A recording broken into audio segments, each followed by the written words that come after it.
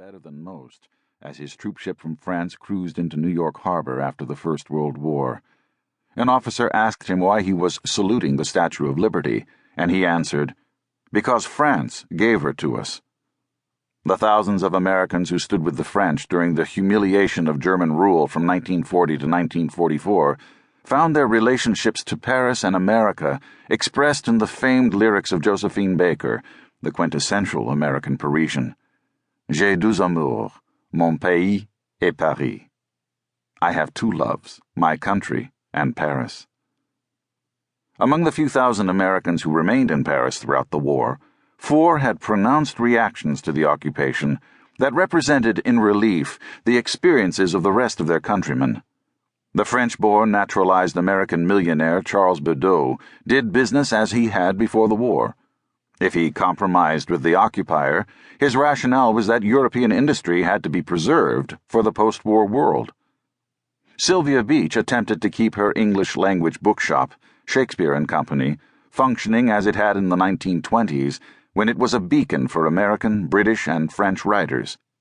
She preserved her humanity by defying the Germans in small ways and giving moral support to French friends whose resistance was more open and violent. Clara Longworth de Chambrun, whose brother had been America's Speaker of the House of Representatives and husband to Teddy Roosevelt's daughter Alice, worked tirelessly for the benefit of the readers at the American Library of Paris, even when this meant dealing with German officials. For her, duty lay in holding firm, obeying a Vichy government that she believed was legitimate, and waiting for D-Day to deliver France from its agony. Her relationship to the occupying power was complicated by the fact that her Franco-American son, Count René de Chambrun, was married to the daughter of Vichy France's Prime Minister, Pierre Laval. Her husband, Count Aldebert de Chambrun, was a direct descendant of the Marquis de Lafayette and had been born in Washington, D.C. The American Hospital of Paris, which the Germans coveted, was kept out of their hands through the deception and conscientious effort of this American citizen and former general of the French army. The American hospital's chief surgeon, Dr. Sumner Jackson, took the clearest decision of all. From the first day of the occupation, he resisted. Although he risked his life and those of his wife and young son, the Yankee physician from Maine never doubted for a moment where duty lay. Not in survival, not in cooperation, but in determined resistance to what he saw as the overriding evil of the age. The Americans in interwar Paris were young and old, black and white, rich and poor, as diverse a collection of opposed beliefs and backgrounds as in any American metropolis. Among them were communists and fascists, Democrats and Republicans, the apolitical and the apathetic, opportunists and idealists.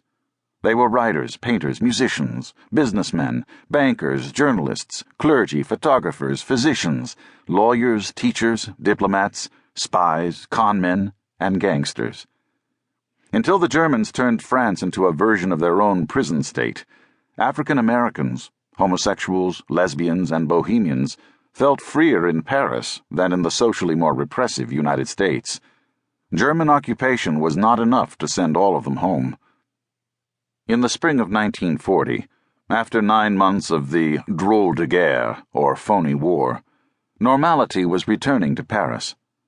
Parisians of all nationalities had become accustomed to war without battles, and shared the illusion that the Germans would never penetrate the impregnable Maginot Line.